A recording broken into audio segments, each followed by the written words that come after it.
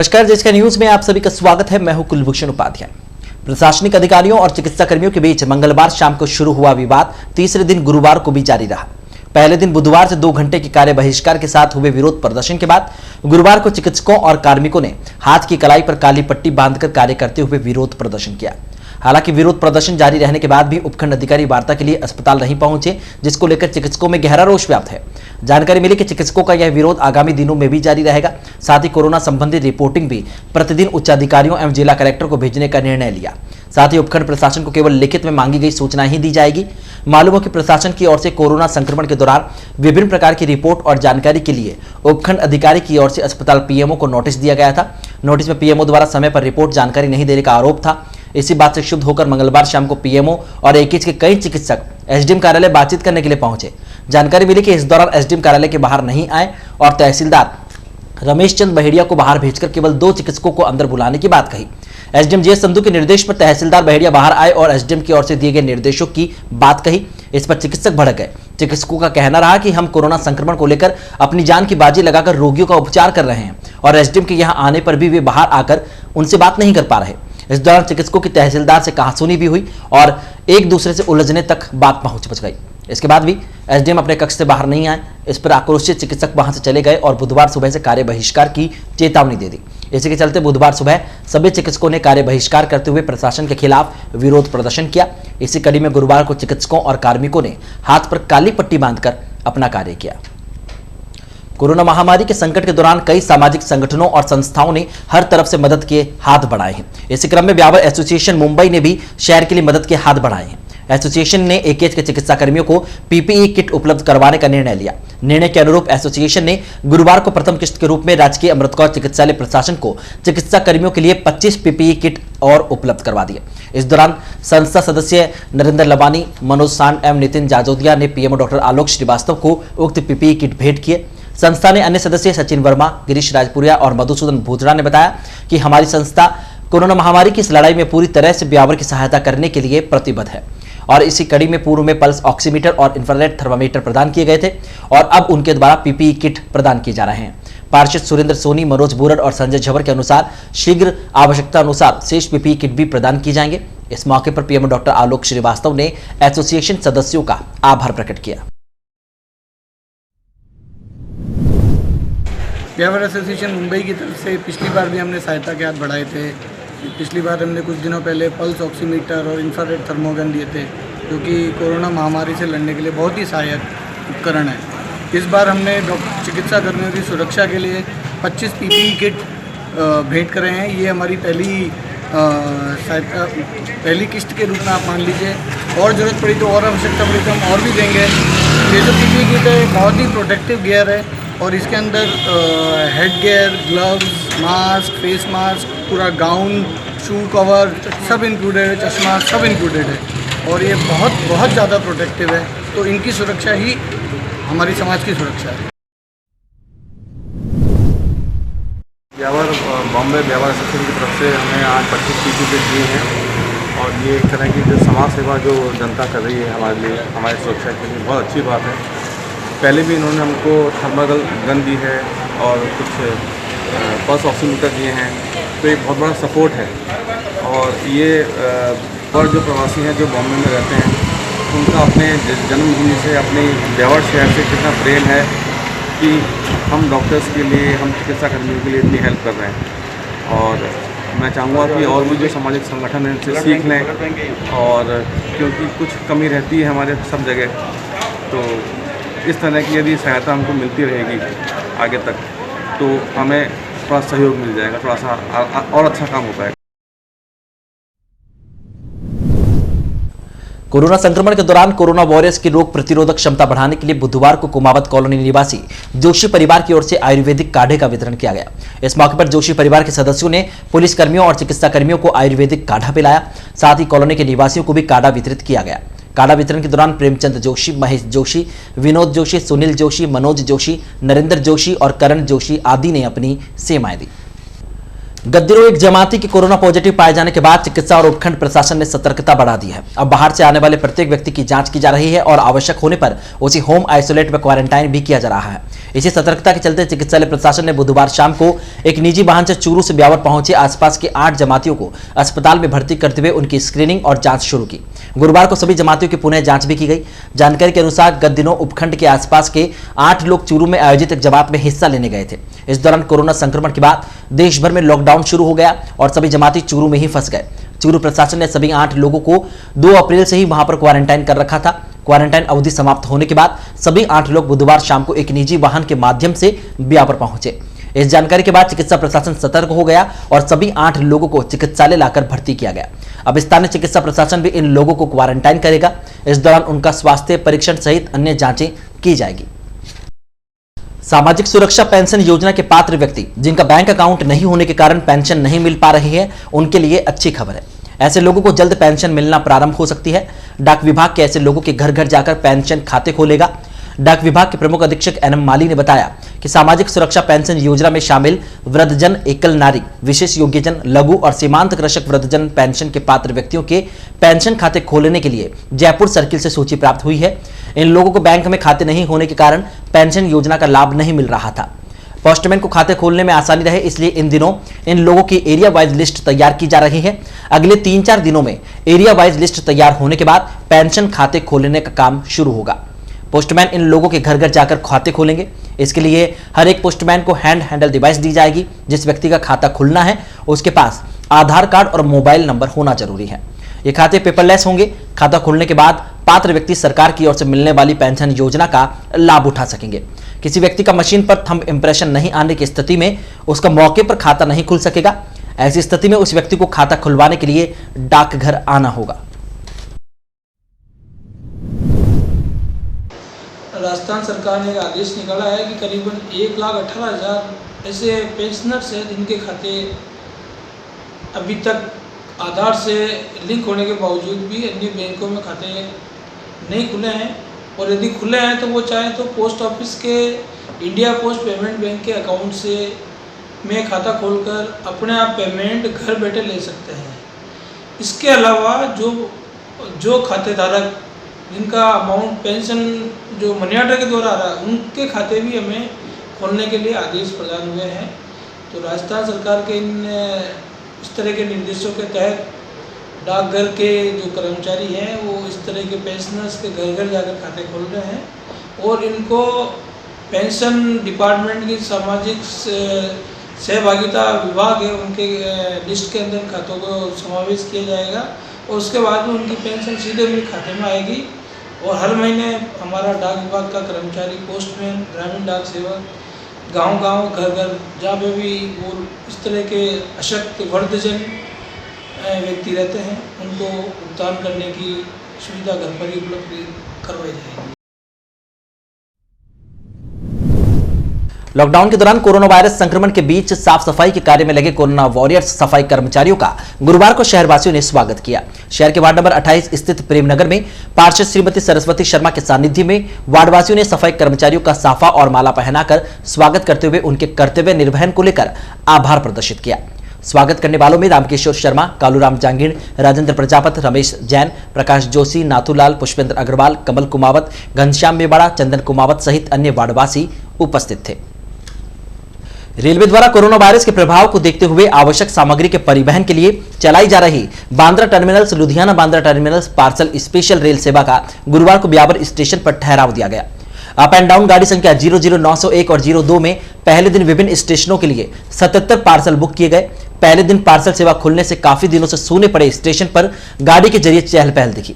Station अधीक्षक अशोक कुमार भाटी ने बताया कि पहले दिन ठहराव के दौरान रायपुर, बिलासपुर, पटना, कटनी, सतवा, भुज, अहमदाबाद सहित अनेक स्टेशनों के लिए पार्सल बुक हुए हैं। स्टेशन पर उक्त गाड़ी से दोनों और करीब 73 पार्सल बुक हुए हैं। स्टेशन के पार्सल गोदाम में कार्यरत हमालों और कर्मचारियों को सोशल डिस्टेंसिंग, मास्क और सैनिटाइजर आदि की पालना करते हुए कार्य करने के लिए निर्देशित किया गया है। पहले दिन लोगों का बेहतर रुझान मिला है। ज्ञात रहे कि पार्सल स्पेशल रेल सेवा 00901 बांद्रा टर्मिनल्स लुधियाना 12:10 बजे आगमन और 12:20 बजे प्रस्थान करेगी, जबकि गाड़ी संख्या 00902 लुधियाना बांद्रा टर्मिनल्स 13:55 यानी 1:55 पर और 14:10 यानी 2:10 पर रवाना होगी। कोरोना वायरस के संक्रमण के कारण घोषित लॉकडाउन के चलते विप्र फाउंडेशन ने अक्षय तृतीया के मौके पर मनाए जाने वाले भगवान परशुराम जयंती समारोह को घर घर मनाने का निर्णय लिया है। इस दौरान घरों में महाकाली के महामारी विनाशक मंत्र का उच्चारण किया जाएगा। साथ ही हर घर में एक थाली भोजन निराश्रितों व निर्धनों को अर्पित की जाएगी। विप्र फाउंडेशन के जिलाध्यक्ष राम अवतार लाटा ने बताया कि इस साल भगवान परशुराम जयंती महोत्सव के आरोग्य दिवस के रूप में मनाने की तैयारी है। लाटा ने बताया कि 28 अप्रैल तक चलने वाले महोत्सव के दौरान प्रतिदिन महाकाली महामंत्र का उच्चारण होगा ताकि विश्व इस कोरोना महामारी के संक्रमण से उबर सके। लाटा ने बताया कि महामारी के इस संकट काल में विप्र फाउंडेशन की ओर से अब तक करीब 7 लाख मास्क का वितरण किया जा चुका है। जिलाध्यक्ष लाटा ब्राह्मण समाज में सोशल मीडिया के माध्यम से अपील है कि सनातन संस्कृति में ब्राह्मण समाज हमेशा अग्रणी रहा है। इस महामारी में हम सब अग्रणी रहकर हमारी मंत्र शक्ति के साथ में इस महामारी को समाप्त करने के लिए मंत्रोच्चारण करें ताकि विश्व को महामारी से छुटकारा मिल सके। निकटवर्ती शिवपुरा घाटा के माना नगला गांव में दीवार निर्माण को लेकर 2 गुट आपस में भिड़ गए। दोनों की गुटों के करीब 14 लोग आपस में घायल हुए, जिन्हें उपचार के लिए एके चलाकर भर्ती करवाया गया। जानकारी के अनुसार माना नगला गांव में नैनो सिंह और उसके परिजन कालू सिंह की जमीन पर दीवार का निर्माण कर रहे थे। इस दौरान कालू और उनके परिजनों ने उन्हें मना किया, जिसको लेकर दोनों पक्ष भिड़ गए। दोनों पक्षों में लाठी भाटा भी जंग हुई। बताया जा रहा है कि एक पक्ष में कुल्हाड़ी आदि से भी वार किया गया, जिससे कालू, तेजी, धर्मेंद्र, छोगा, राजेंद्र गंभीर रूप से घायल हुए। इसी प्रकार नैनो सिंह, भीम सिंह, कमला, फतेह सिंह, नरेंद्र सिंह आदि को भी चोटें आई। दोनों पक्षों को उपचार के लिए राजकीय अमृतकौर चिकित्सालय में लाया गया। कोरोना वायरस के संक्रमण के दौरान चल रहे लॉकडाउन की पालना करवाने के लिए जहां एक और प्रशासन और पुलिस को कड़ी मशक्कत करनी पड़ रही है, वहीं दूसरी ओर शहर के कई वार्ड के निवासियों ने इसके महत्व को समझते हुए अपने स्तर पर ही इसकी पालना की व्यवस्थाएं सुनिश्चित करना शुरू कर दिया है। क्षेत्रवासियों की ओर से बरती जा रही इसी प्रकार की सतर्कता की वर्तमान समय पर अत्यंत आवश्यकता है और इसी के बूते हम कोरोना वायरस को हरा भी सकते हैं। कोरोना वायरस की चैन को तोड़ने के लिए शहरवासियों की ओर से किए जा रहे प्रयासों की कुछ तस्वीरें गुरुवार को सामने आई। इन तस्वीरों को देखकर लग रहा है कि अन्य लोगों के लिए प्रेरणा यह बन सकती है और यह सिलसिला चल पड़ेगा। वायरस के संक्रमण की स्थिति को देखते हुए गुरुवार को शहर के वार्ड नंबर 41 की हनुमान वाटिका क्षेत्र के लोगों ने एक बड़ा कदम उठाते हुए गली के मुहाने को बली पार्टियों की सहायता से बंद कर दिया। अब इस गली में कोई ना तो वाहन लेकर अंदर आ सकता है और न ही कोई बाहर जा सकता है। क्षेत्रवासियों ने बताया कि लोगों की आवाजाही को देखते हुए यह कदम उठाया गया। अब केवल आवश्यक कार्य पैदल ही गली में जाकर किया जा सकेगा। खुद अपने स्तर पर बैरिकेटिंग की है और पूरी गली को कोरोना से बचाने के लिए बैरिकेटिंग की गई है, क्योंकि ठेले और फ्रूट वाले बहुत ज़्यादा आने लग गए थे। इसलिए आज हमने अपनी गली को बैरिकेटिंग करके पैक कर दिया। इसी क्रम में मेवाड़ी गेट स्थित आधुनिक ऑफसेट वाली गली में भी क्षेत्रवासियों ने दिनों दिन बढ़ रही वाहनों की आवाजाही को रोकने के लिए आवश्यक कदम उठाए। यहां के लोगों ने यहां से गुजरने वाले वाहनों को रोकने के लिए रास्ते को पूरी तरह अवरुद्ध कर दिया ताकि कोई भी वाहन गली से ना तो आ सके और ना ही जा सके। जो भी 2 व्हीलर वाहन और सब्जी विक्रेता, दूध विक्रेता, जो भी हमारे वार्ड में शांति नगर में एंट्री होता है, उनकी नियमित रूप से हम रजिस्टर में एंट्री मेंशन करते हैं तथा उनके गाड़ी नंबर, मोबाइल नंबर सब लिए जाते हैं ताकि प्रशासन को इससे कुछ हेल्प मिल सके। कोरोना वायरस के चलते हुए जिस तरीके से ये महामारी फैल रही है, उसी कारण से हम सब वार्डवासियों ने ये निर्णय लिया कि प्रत्येक रूप से जो भी व्यक्ति बाहर से आता है उसके हमें नियमित रूप से एंट्री करनी चाहिए। से वार्ड पार्षद के कहने पे हमने ये एंट्री अभियान चलाया है। इसी प्रकार शहर के वार्ड नंबर 7 के किशनगंज क्षेत्र में भी वार्डवासियों में लॉकडाउन की पालना को लेकर सजगता सामने आई। क्षेत्र के युवाओं ने किशनगंज क्षेत्र में केवल मुख्य गेट वाले रास्ते से ही आवश्यक कार्य के लिए आवागमन शुरू रखा। शेष गलियों में लोगों को आने जाने के लिए मनाही कर रखी है ताकि कोई भी बाहरी व्यक्ति क्षेत्र में बिना किसी कार्य के प्रवेश नहीं कर सके। क्षेत्र में आवश्यक सेवाओं के लिए प्रवेश करने वाले लोगों की जानकारी भी इंदराज की जा रही है ताकि भविष्य में होने वाली परेशानियों से बचा जा सके। रास्ते बंद करने के दौरान क्षेत्र के युवा मुस्तैदी से अपना काम करते दिखाई दे, वहीं इसमें पार्षदों की सहमति भी नजर आई। इसके अलावा ब्यावर के कई ऐसे अन्य क्षेत्र हैं जहां पर अपने अपने गली मोहल्लों को सील कर दिया गया। किशनगंज के अंदर ये जितने भी रास्ते थे इनको बंद किया गया है। यहाँ पर जो हमारे कार्यकर्ता जो समाज सेवा जो कर रहे हैं यहाँ पर काफ़ी दिनों से, उनके सहयोग से ये रास्ते सारे बंद किए और यहाँ आसपास से ये कोरोना की जो चल रहा है शहर के अंदर लॉकडाउन, उसको देखते हुए कई लोग शॉर्टकट के चक्कर में इधर से आना जाना काफ़ी हो गया था, तो उसको देखते हुए हमने सारे रास्ते बंद किए। इनमें हमारे किशनगंज के नागरिकों का बहुत सहयोग मिला हमारे को। उन्होंने हर चीज़ से सहयोग करके अपने घर के बाहर जिस तरीके से बंद कर सकते थे वैसे उसको बंद किया। किशनगंज पूर्ण रूप से बंद है, एकमात्र एक रास्ता है जहाँ मैं खड़ा हूँ वो खुला है। ब्यावर डिवीजन ने डिस्कॉम एमडी के निर्देशों के बाद शहरी क्षेत्र के जीएसएस को जोड़ने के लिए विकसित किए जाने वाले रिंग सिस्टम को लेकर सर्वे पूर्ण कर एस्टीमेट तैयार कर लिया है। डिवीजन की ओर से बनाए गए एस्टीमेट के तहत लगभग 2,62,23,127 रुपए की लागत से शहरी क्षेत्र के जीएसएस को आपस में जोड़ा जाएगा। डिवीजन के अधिकारियों ने एस्टीमेट तैयार कर मुख्यालय भिजवा दिया है। उम्मीद है कि आने वाले कुछ दिनों में मुख्यालय की ओर से प्रोजेक्ट को लेकर वित्तीय स्वीकृति मिल जाएगी, जिसके बाद शहरी क्षेत्र में रिंग सिस्टम विकसित करने का कार्य शुरू होगा। गत दिनों डिस्कॉम एमडी की ओर से निर्देश मिलने के बाद डिवीजन अधिकारियों ने शहरी क्षेत्र में रिंग सिस्टम विकसित करने का सर्वे कार्य पूर्ण कर लिया था।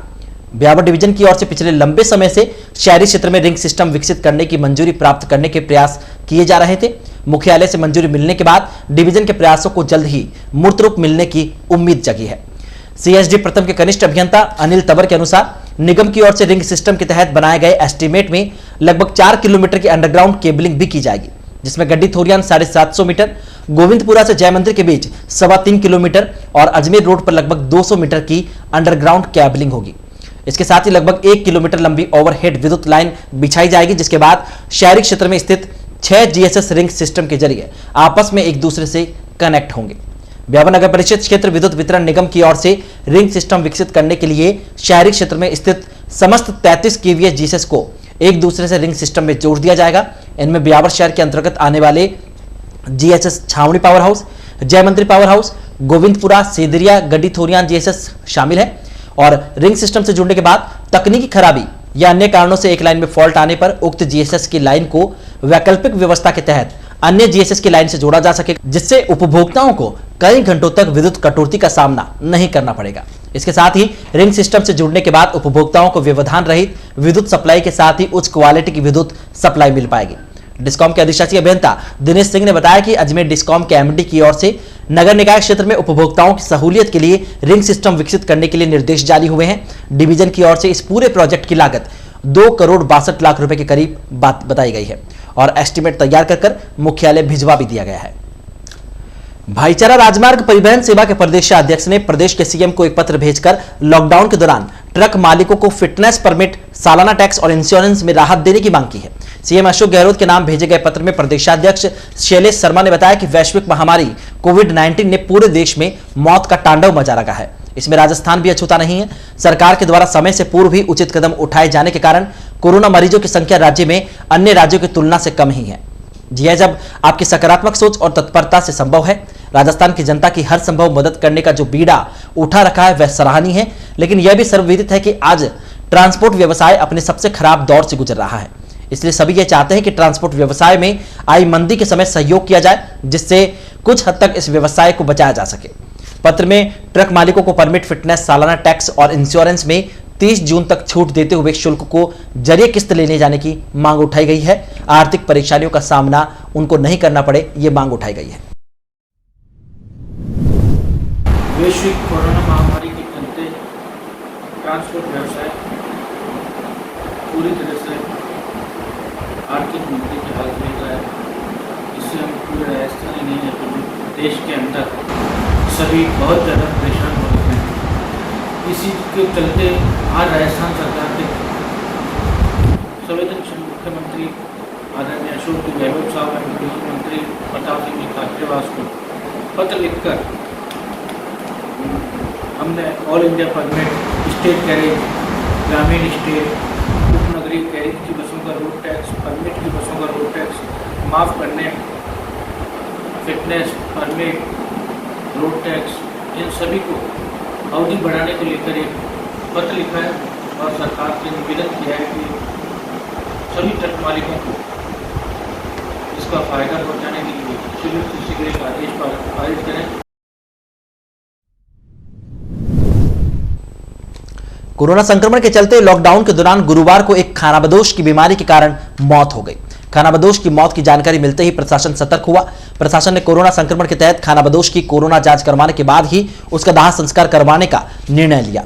इसी के तहत सिटी थाना पुलिस ने खानाबदोश के शव को अपने कब्जे में लेकर उसे राजकीय मृतका चिकित्सालय की मोर्चरी पहुंचाया। जहां पर चिकित्सकों ने उसका कोरोना जांच के लिए सैंपल लिया गया और शव को एक किट में पैक कर उसे मोर्चरी में सुरक्षित रखा गया। जांच रिपोर्ट आने के बाद प्रशासन उसके दाह संस्कार संबंधी कार्यवाही करेगा। जानकारी के अनुसार शहर के उदयपुर रोड कृषि मंडी चौराहे पर रहने वाले खानाबदोश परिवार के एक व्यक्ति गोविंद गुजराती पुत्र मावा गुजराती की गुरुवार को बीमारी के कारण मौत हो गई। मौत की जानकारी मिलते ही प्रशासन सजग हुआ और शव को कब्जे में लेकर एकेज पहुंचाया और कोरोना जांच संबंधी आवश्यक कार्यवाही को अंजाम दिया। आज दिनांक 23/4/2020 को मुझे टेलीफोन इत्तला मिली कि एक व्यक्ति है जो खानाबदोश से कृषि मंडी के सामने रहते हैं, जिसकी किसी कारण से मृत्यु हो गई। सूचना पर मैं पहुंचा, मेरे जाब्ते के साथ पहुंचा। वहाँ जाके बॉडी को हमने कब्जे में लेके हॉस्पिटल एकेज सीरगर में रखवाया है, जिसका पोस्टमार्टम कराया जाएगा। आइंदा जो भी जांचें होगी वो करवा के बॉडी को सबूत किया जाएगा। इसका नाम है गोविंद गुजराती, पिताजी का नाम मावजी गुजराती है। ये खानाबदोश से कपड़े बेचने का धंधा करते हैं। पीसीसी सचिव और विधानसभा प्रत्याशी पारस पंच ने उपखंड अधिकारियों को एक पत्र देकर शहर में विधायक कोष से बांटी गई राहत सामग्री की सूचियां सार्वजनिक करवाने की मांग की है। एसडीएम को दिए गए पत्र में पंच ने बताया कि ग्रामीण विकास प्रकोष्ठ अजमेर की ओर से लॉकडाउन के दौरान विधायक कोष से जरूरतमंदों को राहत सामग्री वितरित करने के लिए नगर परिषद को 54 लाख रुपए स्थानांतरित किए गए थे। उक्त राशि से शहर के सभी 60 वार्डों में जरूरतमंद लोगों को राहत सामग्री बांटी जानी थी। पंच ने मांग की है कि अब तक नगर परिषद ब्यावर किन किन लोगों के माध्यम से किन